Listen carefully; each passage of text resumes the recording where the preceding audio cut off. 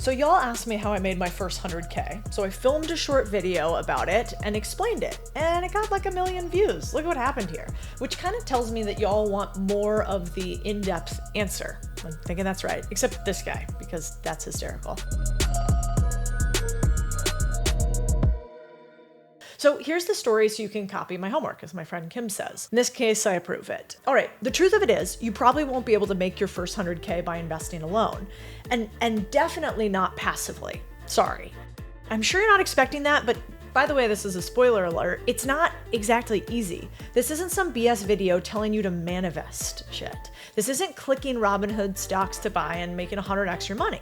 You'll have to do the work, but you can copy my homework. So I'll tell you the exact steps I took, the way you should negotiate to get more at each job you take, and how to turn your income into 6 figures and beyond. Instead of the traditional way that maybe a lot of people talk about how they made their money in the stock market or in one particular asset class that they then can sell you the exact secrets for, I don't have that story for you. I made my first 100K and I made my first couple millions actually the old-fashioned way. I climbed my way up the corporate ladder for my first 100K, and there are 2 things that meant I got my first investable 100K in the first 3 years post-graduating. And I'll break them down for you. Because the truth is today, although I own lots of businesses and have made, millions, which always feels weird to say on the internet, by the way, and I've invested hundreds of millions of dollars, I guess the secret is that in college, I wasn't really anything special at all. Like, look at this little rascal. I went to Arizona State University, more known for partying than high IQs, go Sun Devils. And I had a fair share of fun back then. I think I know what a beer bong is, if that's what the kids do anymore. But my career kind of looked like this. I started, you can see here on LinkedIn, actually, exactly. I started at ASU, public school kid. My dad never went to college. My mom was a public school teacher. I don't think I had a unique leg up, came from immigrant backgrounds. Then 2 years later, then I did 2 years at Vanguard, one of the largest asset managers out there. Then I did 2 years at Goldman Sachs. Then 2 years at State Street Global Advisors, one of the largest asset management firms out there, period. Then I did 5 years at a private company called First Trust. And then I did 2 years at a private equity fund as a partner, and then 2 years completely on my own. And that first 100K, what led to it, there's something about that number too. So I'm going to get back to that. But let's start from the very beginning. Before I went to go get all of those jobs, one easy thing is I interned a bunch, so I wasn't a complete idiot, and I had a few shekels when I got into the workforce. I think a little bit of idiocy is expected when you're first starting out, but there's a way to get past that. And like many of you, I worked in restaurants. I worked at Houston's as a host, miserable. Everybody should tip your waiters. I worked at a mental health court where, true story, I saw a grown man often pee in the jury box. I interned at a construction company and a few financial firms.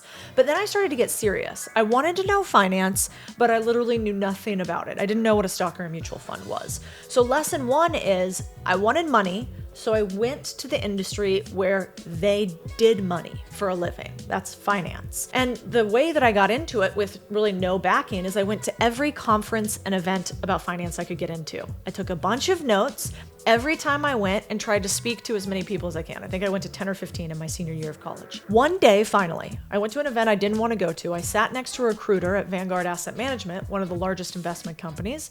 I knew nothing except that I knew nothing. So I asked her a million questions. That was it. I didn't tell her how smart I was. I didn't tell her what my resume was. It was curiosity.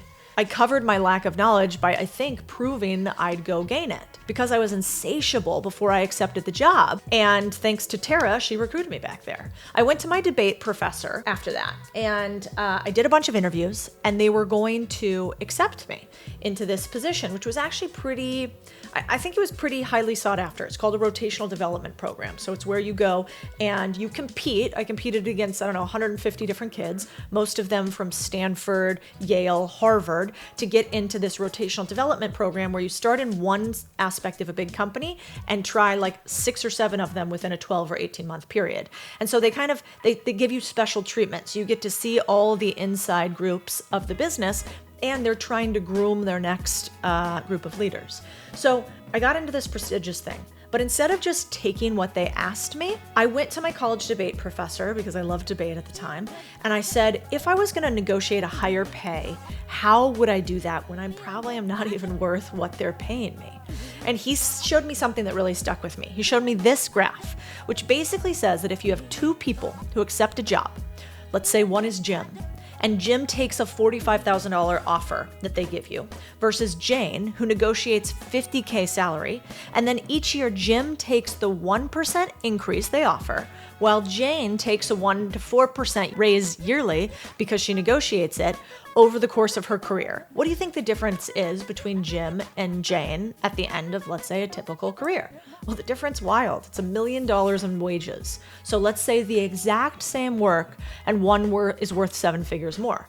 And I was like, I'm not a genius in math, but that sounds like I should negotiate more.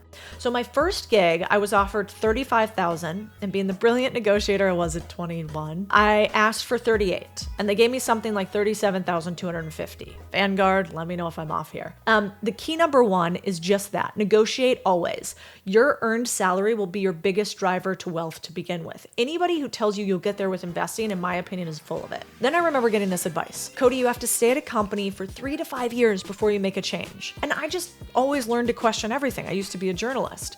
And the answer was that no one else will hire you, they said. Now here's the problem with that. I went to the data again because I like numbers, and I was like, whoa, look at this graph. Employees who stay at a company more than 2 years get paid 50% less on average. This isn't my number. This is from Forbes. So my second key was, all right, I'm going to negotiate every year for increased pay. And if I don't get it from them, or there is a cap, I'm going to say, thanks, I'm out. And I'm going to start finding a new gig, which is why you can see in my career, I jump a lot every 2 years. Now, let me quell a fear a bunch of you probably have, which is you think, wow, but won't people not want to hire me? I think that's wrong. They'll say, wait your turn. You're not ready. Maybe someday, but not today. F that. Their opinions don't need to be your realities. So here's how you get over waiting for somebody else's permission. You have a great response to the next company that'll give you a yes when the world gave you a no. Let's workshop mine. So when I left Vanguard to go to Goldman Sachs, I said to the recruiter, I love my job. I continue to get promoted. I lead the group in sales and activity. I've built a wonderful foundation. But if I had the opportunity to work at Goldman, that would be the opportunity of a lifetime. Always wanted to work alongside the absolute best and compete at the top 1% in finance. As much as I'm not looking for a new job, that's a white lie, I would be crazy to not take the leap. At which point the recruiter says to themselves internally, wow, I'm flattered. She's right. My company is awesome. Oh, she's not just jumping ship. She's realizing how great this place is because I work here. So of course it's great. The structure that you need to follow is this. 1, I love what I do. 2, I'm great at it. 3, your company is just too amazing to pass up. 4, I'm ready to absolutely up-level and learn from you. 5, I'm not even looking for a new job, aka I'm not thirsty. 6, reconfirm that you'd only do it to jump there.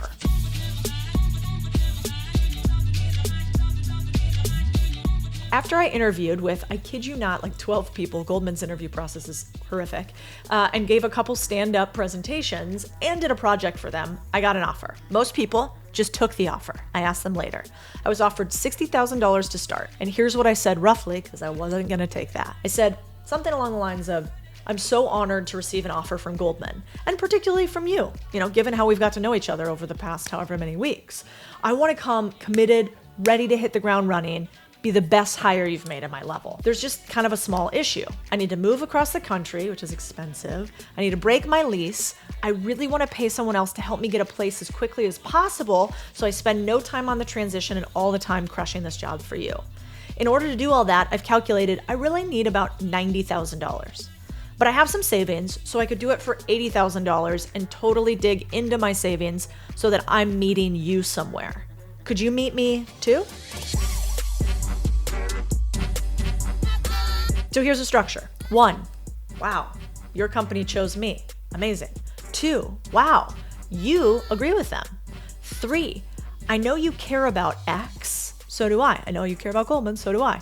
4, small, tiny, really nothing issue, then you state your issue. 5, I need more in order to do that thing you care about for you. 6, I really need a higher number than I'm asking for, but 7, I'm not greedy. So how about this compromise instead?